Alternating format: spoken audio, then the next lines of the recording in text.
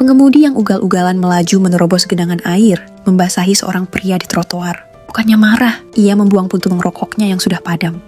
Lalu mengikutinya, ia melihat puntung itu mengapung, terbawa arus air, lalu menghilang ke dalam lubang got.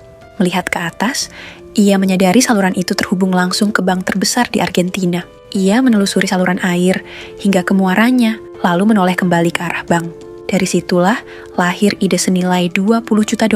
Ia mengajak seorang teman kembali ke pintu masuk bank dan memasukkan meteran ke dalam got sebagai penanda lokasi.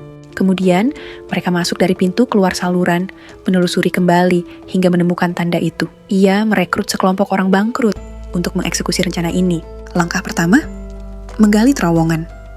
Mereka melenceng dari jalur pada 5 meter pertama karena tidak mampu membeli alat waterpass profesional seharga $3.000. Berpikir cepat, insinyur di kelompok itu menggunakan penunjuk inframerah murah untuk membuat alat ukur darurat dan berhasil menghubungkan terowongan ke bank.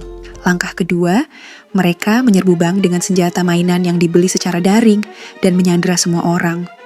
Polisi segera mengepung bangunan itu.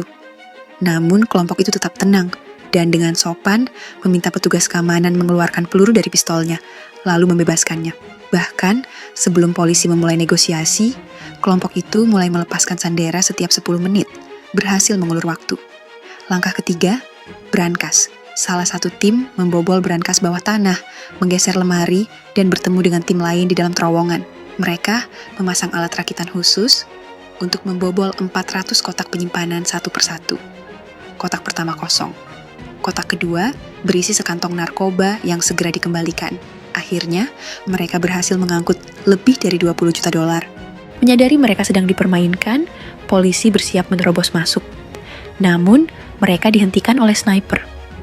Dari dalam, para perampok justru menyajikan kue dan menyanyikan lagu Selamat Ulang Tahun untuk seorang nenek berusia 80 tahun. Hadiah ulang tahunnya adalah kebebasan. Langkah keempat, kabur dengan sempurna. Mereka mengemas jarahan ke dalam tas tahan air dan memindahkannya ke dalam terowongan. Pistol mainan ditata rapi di lantai, disertai catatan ejekan. Lemari ditarik kembali ke posisi semula menggunakan tali. Saat polisi akhirnya menerobos masuk, tak ada perampok. Hanya ada tumpukan pistol mainan. Kepala polisi melihat debu yang berantakan, menarik lemari, dan menyadari jebakan itu. Ia segera mengirim unit menuju saluran pembuangan. Namun semuanya sudah terlambat. Kru itu telah mendayung perahu karet ke hulu, muncul melalui saluran got yang jauh dari lokasi, lalu menghilang dengan mobil pelarian. Setiap dari mereka pergi sebagai jutawan.